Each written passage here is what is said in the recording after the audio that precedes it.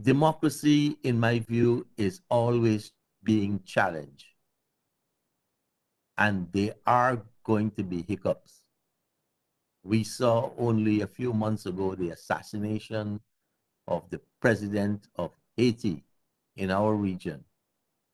In the past 40 years, we've seen an assault on the parliament in Trinidad and Tobago. We have seen the assassination of a minister and a minister in the government of Guyana. We have seen a coup in Grenada and a second subsequent coup. And anytime these challenges to democracy occur in our region, we fight very hard to restore it. And so I commend this opportunity to continue for all of us to express how strongly we feel about this principle. And we are very, very pleased to be part of your activity today in celebration of this.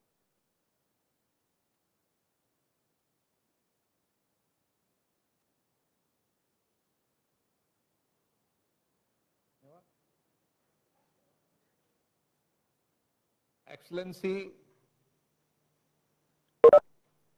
Maldives.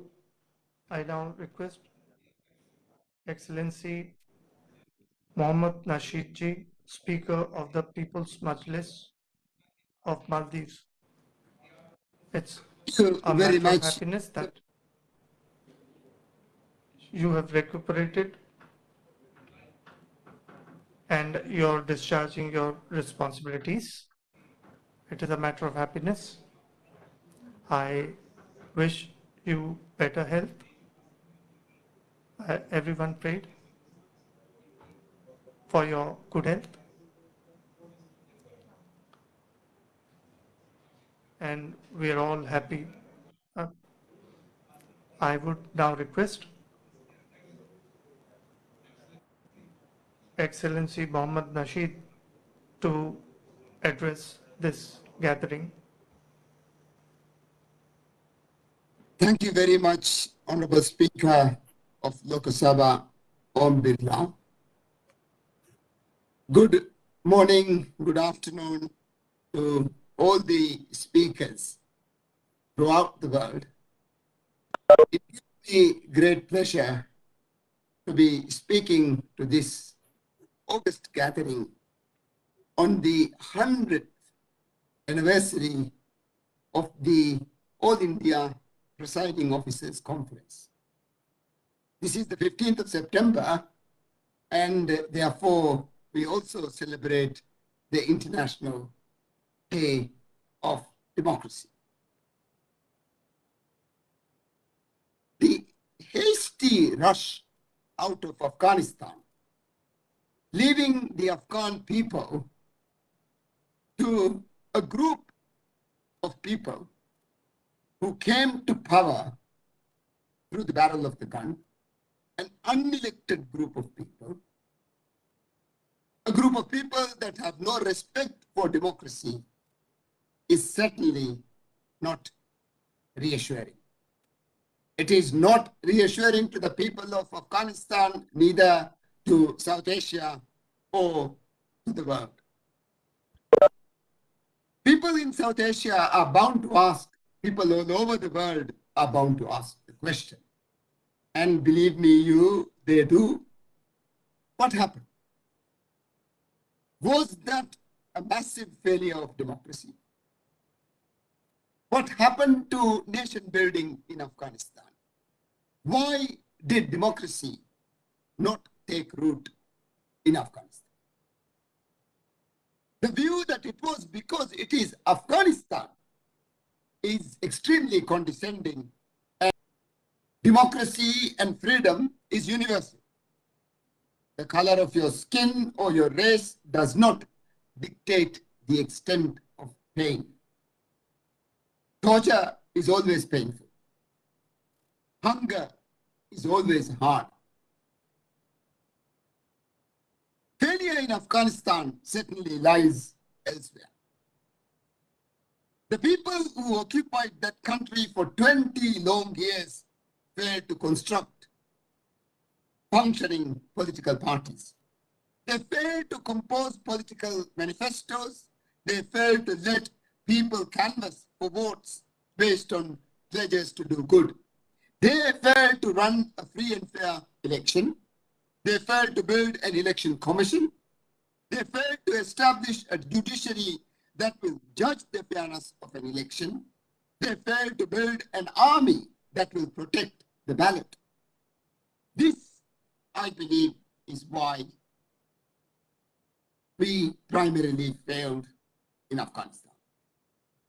They failed to build a parliament. It was never because they were Afghans. I refuse to believe that democracy takes root only if you are from a particular race. India, of course, is the shining example of that. The biggest democracy in the world. Today we celebrate 100 years of Indian presiding officers conference. And another country in South Asia, Sri Lanka, has never transferred power other than through the ballot. Today, we must not lose faith. We must not give in. We must, as South Asians, as members of the democratic free world, as members of people who love freedom, we must not fail to continue our assistance in trying to build democracy in Afghanistan. We must assist the people of Afghanistan. There is more interest than ever before about issues related to democracy and good governance around the world. We cannot have effective, meaningful good governance over the long term in the absence of democracy. It never works. But recent years have seen democracy under threat from a variety of quarters. The rise of affluence, authoritarian regimes, and their export across the world of the methods and technology of dictatorship best practices. More recently, the rise of the populist right and the authoritarian left also poses great dangers for existing democracies, to the United States. The role of new technology, particularly social media, and its ability to spread misinformation has made many people lose trust in traditional institutions. The media and chase conspiracy theories down the internet's many rabbit holes. The role of parliaments in upholding democracy could not, therefore, be more important as we see the threats to democracy grow all around us. Parliaments have a critical role to play. They fundamentally must faithfully represent the views of the electorate. To ensure governance by the people and for the people, at the same time, they must also respect and uphold constitutional order and ensure the views and wishes of the majority do not trample on the fundamental rights of minorities. One of those fundamental rights is freedom of speech, which is a keystone of democracy. Without this important freedom, many of our other freedoms fall away. A free society does not work unless people are allowed to think freely. And people often think by saying out loud their ideas and opinions, or writing about them online, or in the media. This must be protected at all costs. Democracy and the thought crime are fundamentally incompatible. Freedom of expression takes special significance for parliamentarians. It allows them to connect with citizens, raise their concerns, and denounce corruption or abuse. Parliamentarians must be allowed to do this freely, without fear of reproach. Parliament cannot fulfill its role in holding the executive to account. Parliamentarians have a responsibility to create and safeguard laws that protect freedom of speech for everyone else. And they may also pass additional laws, such as a right to information, that helps the general public to hold the government to account. Parliaments also have a crucial role in safeguarding media freedoms, ensuring journalists are not targeted for what they write and that media outlets are free from government harassment. From my own personal experience, obviously, there can be a huge step change in the way parliaments operate since the Maldives became a democracy in 2008. Prior to 2008, Maldives was a one-man authoritarian state, and any criticism of the government of president, whether it was by an MP or a citizen, invariably led to one place, a jail cell. I have spent many years in a Maldives prison cells precisely for calling the government to account while sitting as an MP in parliament.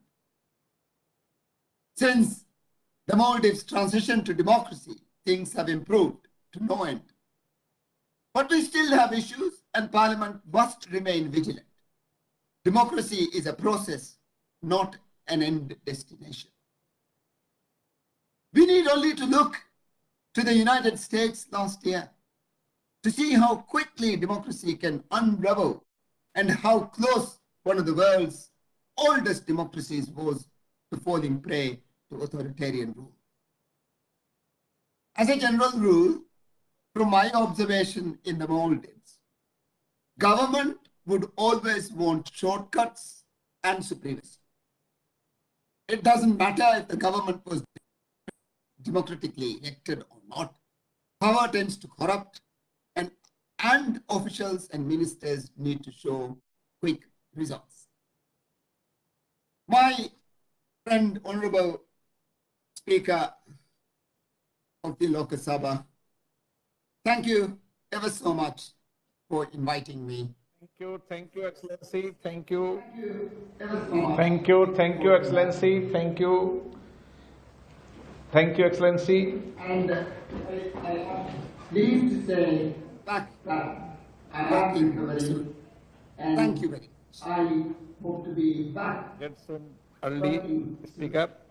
Thank you very much. मैं Get Mongolia soon early, Speaker. मैं Mongolia के महामहिम गंबोजो जडन शतर्जी को आमंत्रित करता हूं अपने विचार व्यक्त करने के लिए।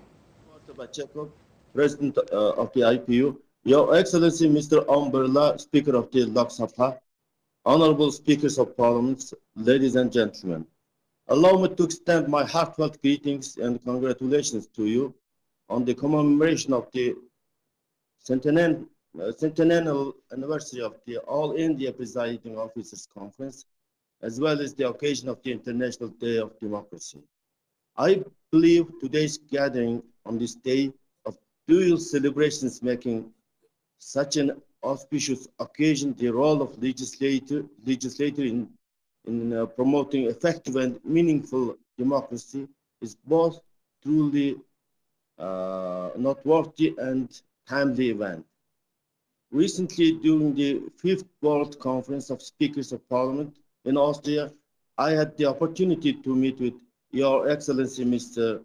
Birla, Speaker of the Lok Sabha of the Republic of India, and I was delighted to have had the opportunity to hold a pleasant conversation with you, and I would like to reiterate the further strengthening of the friendly relations between our two countries, including the cooperation between our two legislative bodies.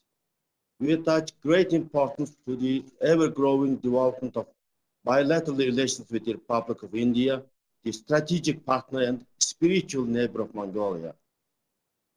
It is gratifying to note that our country's long-standing friendly relations, which is based on common democratic values and unique spiritual and cultural ties, are expanding day by day.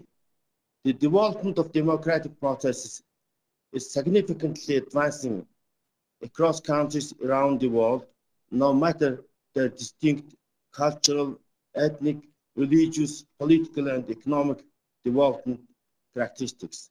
For instance, India remains one of the largest democracies, not only in the region, but across the global sphere. While successfully developing democracy in the region, Mongolia has become a clear example of vibrant democracy in this region. As a strong supporter of democratic governance around the world, and as a former presidency of Community of Democracies and a current member of state of its governing council, Mongolia is committed to contributing to the further strengthening of democracy, not only in the region, but also across the world. We are happy to engaging in active and open cooperation with the Republic of India and other countries in this area. The year of 2020 marked the 30th anniversary of the establishment of permanent parliament in Mongolia.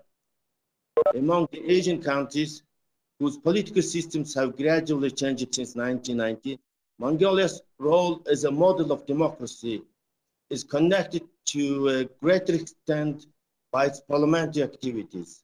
As a parliamentary democracy, Mongolia respects the rule of law, human rights, and freedoms, and seeks to incorporate these values into every single legislation, and thus further strengthen its values and ideas through democracy.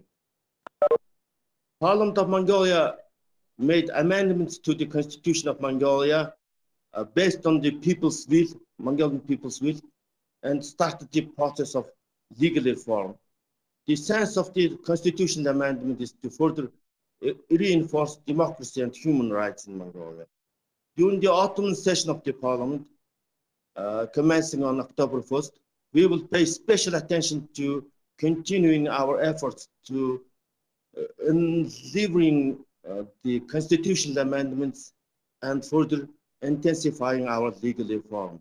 This day is celebrated around the world as the International Day of Democracy, a day when both international community and countries of the path of democracy re-evaluate and assess its democratic achievements and shortcomings.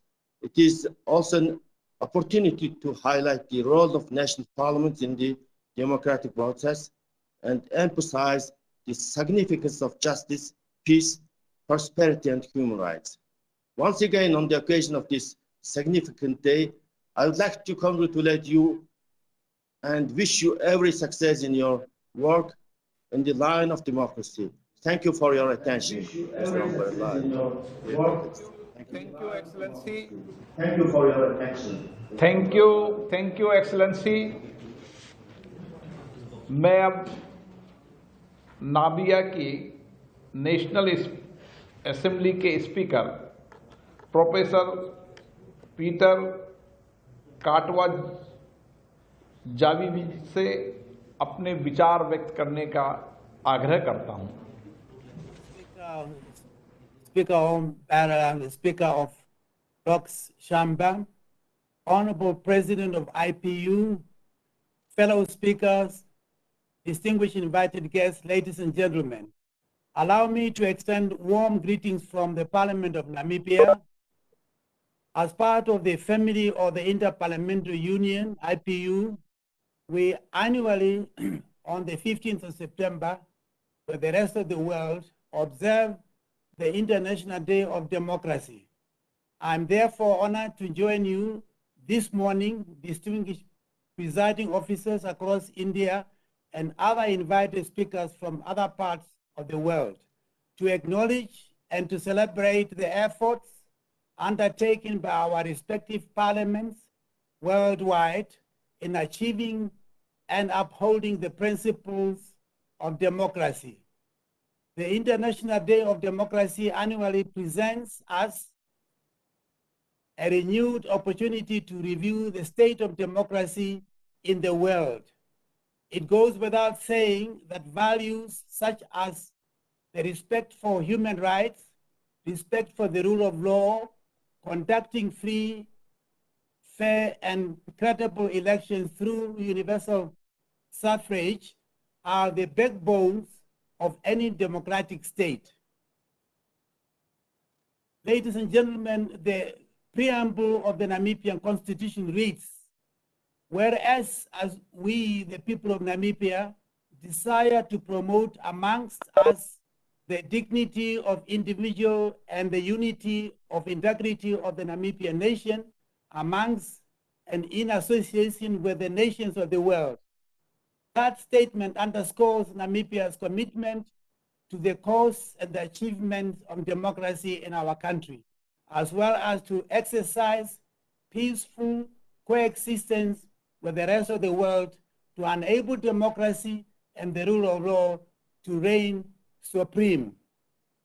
Ladies and gentlemen, parliaments are the critical key players in the advancement and strengthening of democracy across the world. But it is equally so important that democracy is felt at grassroots in our own countries and not used as a means of meeting international standards. Parliaments is the representative of citizens' voices, and our mandate must ensure that those voices are protected in order for citizens to continue or being encouraged to undertake their civil obligations and responsibilities, thereby strengthening our nations in governance structures. This conference, therefore, presents us with an opportunity to learn from the rich experiences of fellow presiding officers on the state of parliamentary democracy in India and the world. As in all, India Presiding Officers Conference marks 100 years since their existence. We will gladly learn and take note of some of the best achievements of this forum and use it to improve on aspects of democracy, especially in our young nations. It is important that parliaments across the world continue to advance the values of democracy for the betterment of our people. Having said that, I wish you, as one of the oldest democracies in the world, all the best as we continue to charter the better world for all our citizens. Thank you for having us. It's a great pleasure to be part of this important event. Thank you. Thank you for having us. It's a great pleasure to be part of this important event. Thank you. Thank you excellency. मैं excellency महामहिम श्रीलंका के speaker Mahendra यापा अबेवर्धना जी से आग्रह करता हूं कि वह अपने विचार व्यक्त करें। Good morning, good evening, His Excellency Om Birla, Speaker of Lok Sabha, Your Excellency President of IPU, Honorable Speakers and Presiding Officers, distinguished guests and ladies and gentlemen. I am deeply honored and privileged to address the conference to mark the centenary year of All India Presiding Officers Conference. This is a very special day that we also commemorate the International Day of Democracy as declared by United Nations General Assembly 2007. At the very inception, let me express my sincere gratitude for His Excellency Om Birla, Speaker of Lok Sabha, for inviting me to address this conference. The theme today is very much close to our hearts as presiding officers of parliaments. In India and Sri Lanka, parliamentary democracy is well established. Sri Lanka faced two insurrections and prolonged separatist war and even military coup attempt over years. Despite these serious challenges, we have been able to preserve parliamentary democracy. Sri Lanka's legislature has a long and somewhat checkered history that defined its formative years. It is the oldest parliament elected by universal adult franchise in Asia. As close neighbors, India and Sri Lanka share many common standards of connectivity. Both countries have an ancient history and rich heritage. The Commonwealth countries, our governing system, were greatly influenced by Westminster system. Our relationship encompasses many facets. Of course, Buddhism is the greatest blessing that we received from India. In fact, the Buddhist philosophy carried the way essence of democratic governance. In the modern era, the economic and democratic cooperation between two countries is significant, and Sri Narendra Modi, Prime Minister of India, addressed the Parliament of Sri Lanka on 13 March 2015.